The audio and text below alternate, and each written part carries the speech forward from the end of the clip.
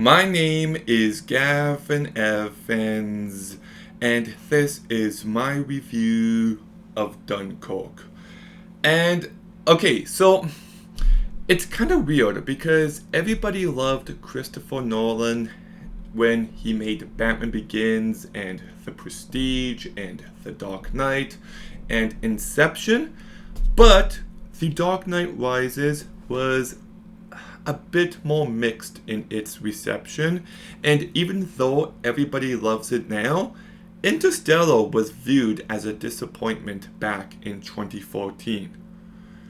So, Dunkirk comes out in 2017 and everybody loved it. This seemed to be the movie that solidified Christopher Nolan as one of the best directors of today, and it got nominated for a bunch of Oscars, and it has always been one of my least favorite Nolan movies. Like, I still like it. It just shows you how great of a director he is. But I, this isn't one I really ever have the urge to revisit. So let's begin by talking about the cast. And Fionn Whitehead, Tom Glynn-Carney, Tom Hardy, Jack Lowden, Harry Styles, Barry Keoghan, Mark Rylance, Cillian Murphy, Kenneth Branagh. All great actors giving pretty good performances here. They're convincing, they do their job well, but nobody really stands out. This is not a character-driven movie, and because of that, I'm just not as engaged as I would have liked to be.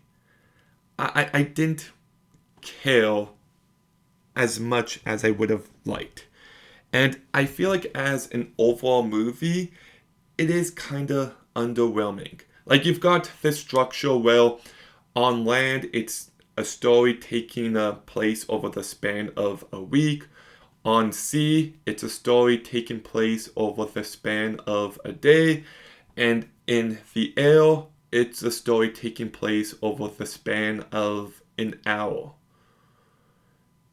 And I get land, air, sea, good ideas there, but I don't know. I've always found the structure of this movie to not really add all too much. Sometimes it feels more like a distraction than an interesting decision. Like, I don't know. It's just, I watch it and it's fine. It's fine. I think what ends up saving this movie is there are some truly great moments. Like, there's one scene where this guy's in a plane and it's sinking and he can't get out. That's really intense. There's a scene where all these characters are in a ship and it's getting shot at, but it's only getting shot at as target practice. So that's a very unnerving scene.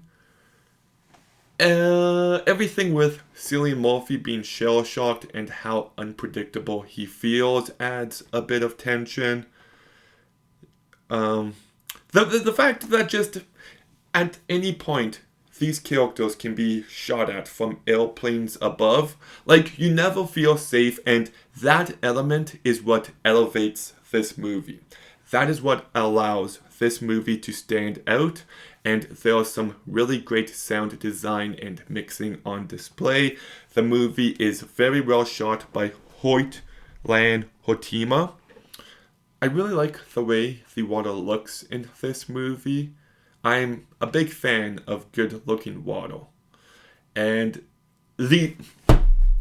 so sometimes there's a movie score where I listen to it all the time outside of the movie, like How to Train Your Dragon and Wendy and Spider-Verse, on and on and on.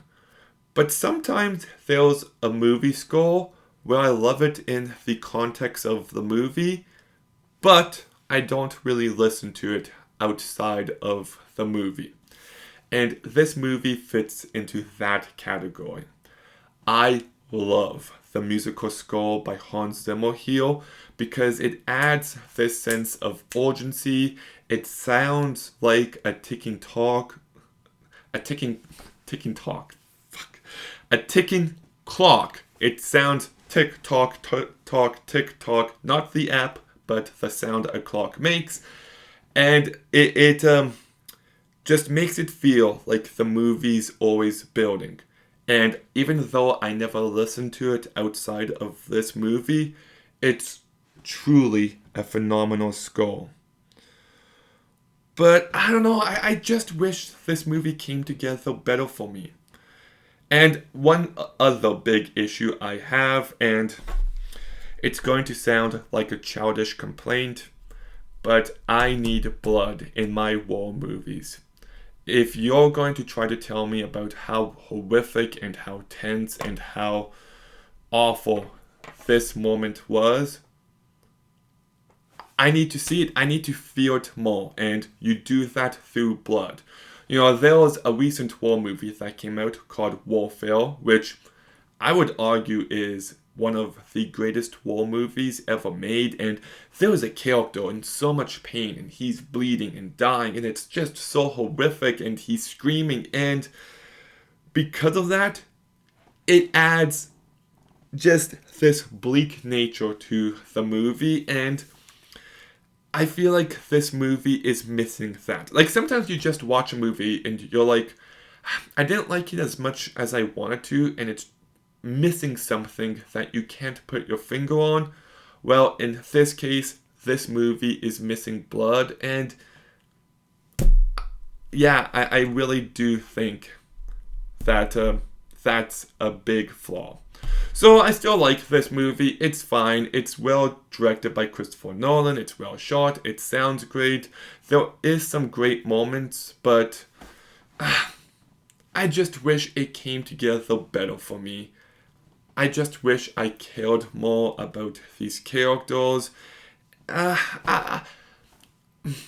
It's like I'm torn between, like, am I going to give Dunkirk a 6? Am I going to give it a 7? 6.5?